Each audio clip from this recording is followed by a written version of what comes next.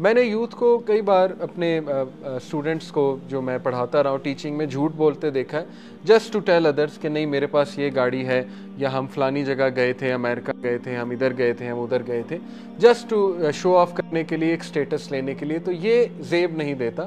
آپ سچ بولیں، کوئی بات نہیں، عزت ذلت اللہ کے ہاتھ میں، جو آپ کے پاس ہے آپ وہی بتائیں.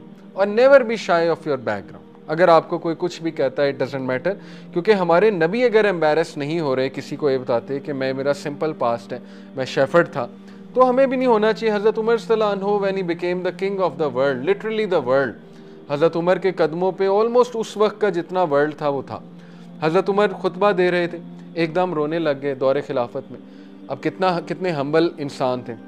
صحابہ نے کہا امیر المومنین یہ تو خوشی کا موقع ہے، فارس فتح ہو رہا ہے، شام فتح ہو رہا ہے. تو امیر المومنین نے کہا کہ مجھے میرا بیک گراؤنڈ یاد آ گیا، میں اونٹوں کی گوبریں اٹھایا کرتا تھا، اونٹوں کو جو ہے وہ ظاہر ہے مہندی وہ جو بھی لگایا کرتا تھا، اونٹوں کو چرایا کرتا تھا، اور آج دیکھو اللہ تعالیٰ نے مجھے کیسے عزت دے دی. تو پھر انہوں نے بڑی خوبصورت بات کی، اور یہ میں کہتا ہوں کہ ہم سب کو یہ بات یاد رکھنی چاہیے. ہی سیڈ کہ لوگوں یاد رکھو کہ عزت اسلام میں ہے، عزت تمہارے مسلمان ہونے میں، اور اگر تم اسلام کو چھوڑ کے عزت کسی اور چیز میں تلاش کرو گے تو اللہ تمہیں ذلیل و خوار کر دے گا، ہیوملیٹ کر دے گا. اور یہی ہوا ہے. مسلمانوں کی تاریخ آپ دیکھ لیں، جب تک قرآن میں عزت ڈھونڈی عزت ملی، جیسے ہی قرآن کو چھوڑا، اللہ رسول کو چھوڑا، تو آج ذلیل و خوار. آج جو ہے وہ ہماری کو خاص پہچان نہیں ہے، یہ آپ کے سامنے. تو اگر آپ باقی بھی لوگوں کو دیکھیں نا، everyone comes from a humble background and they are not shy to tell it. Steve Jobs دیکھ لیں، ٹھیک ہے نا، مارک زکربرگ دیکھ لیں، یہ جو جیف بیسوس ہے اس کو دیکھ لیں، وہ بتاتے ہیں اپنی سٹوری. علی بابا کو دیکھ لیں، وہ جو علی بابا والا ہے، کیا نام ہے اس کا، جیک ما، وہ بتاتے ہیں لوگوں کو، فخر سے بتاتے ہیں ہم ایک ہمبل بیک گراؤنڈ سے آئے تھے. تو اس لیے do not be shy of who you are and never underestimate what you can become. اللہ تعالیٰ پتہ نہیں آپ میں سے ہی کوئی کون اٹھ جائے گا، ہم تو سوچ بھی نہیں سکتے، ٹھیک ہے نا، اللہ نے کس سے کیا کام لینا ہے. لیکن یہ کہ ایکٹیو رہیں، یہ بہت ضروری ہے. جب بھی آپ ایک واقعے کو پڑھیں تو سوچیں کہ اس کے پیچھے حکمت کیا ہے، اس سے پرسپیکٹیو بلڈ کرنا سیکھیں. جیسے یہ لکھنے والے، یہ بھی تو آپ کی طرح انسان ہے نا، لیکن دیکھیں انہوں نے کتنے وزڈم ڈیرائیو کر لی ہیں ایک انسیڈنٹ سے، کہ وہ شیفرڈ تھے تو اے بی سی ڈی یہ سارے پوائنٹس ہیں کہ یہ ریزنز تھیں کہ why he was a shepherd. اور یہ بہت بہادری کا کام ہے اگر آپ اس پہ سوچنے بیٹھیں. آپ سوچیں کہ ایروز سامنے سے آ رہے ہیں اور جنگ چھڑی ہوئی ہے، اور ایک بچے کی ذمہ داری لگائی کہ تم نے ایروز ڈھونڈ کے ماؤنٹینس پہ جا کے ہمیں لا کر دینے. اب دیکھیں کہ اس میں ڈر اچھا خاصا انوالوڈ ہے کہ مجھے کوئی ایرو نہ لگ جائے، مجھے کوئی دشمن نہ سامنے آ جائے. لیکن اللہ کے نبی صلی اللہ علیہ وسلم اتنے کریجیس تھے کہ باقاعدہ وہ ایروز لا کے اپنے انکلس کو دیتے تھے.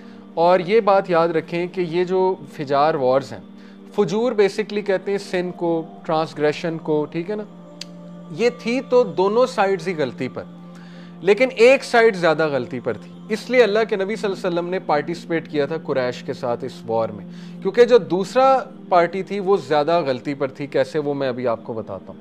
اسی لیے اللہ کے نبی صلی اللہ علیہ وسلم نے کہا کہ میں نے ریگریٹ نہیں کیا اس وار میں پارٹیسپیٹ کرنا، کیونکہ ظاہر ہے رول یہ ہے کہ جب دونوں پارٹیز غلط ہیں لیکن ایک پارٹی زیادہ غلط ہے تو آپ ظاہر ہے کہ تھوڑا سا لیسر ایول کا ساتھ دو.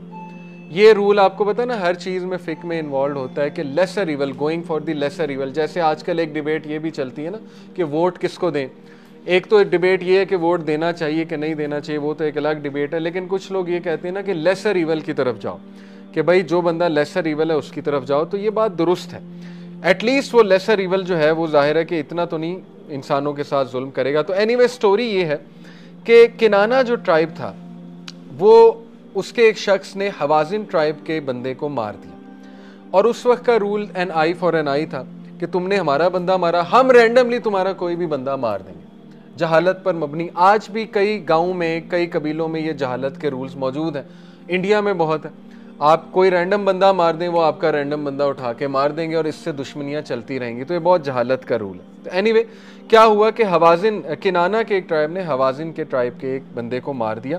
اب حوازن کے ٹرائب جو ہے وہ اتنا غسیل ہوئے، اتنے زیادہ غصے ہوئے کہ کنانہ کے ٹرائب نے جو ہے وہ اس وقت حرم میں آ کے پناہ لے لی. اور رول یہ ہے، آپ کو پتہ ہے جہالت کا بھی یہ رول تھا کہ حرم میں جو ایک بندہ آ جاتا ہے پھر اس کو کچھ نہیں کہہ سکتے. لیکن جو حوازن تھا انہوں نے اتنی بڑی زیادتی کی کہ انہوں نے ایون دو کنانہ حرم میں تھے انہوں نے اٹیک کر دیا. اب یہ بہت بڑی ٹرانسگریشن ہے. اور یہ ایون مشرکین اس کو بہت بڑی ٹرانسگریشن سمجھتے تھے کہ انہوں نے حرم کی بھی حیا نہیں کی. دیٹ از وائی وہ وار چھڑ گئی.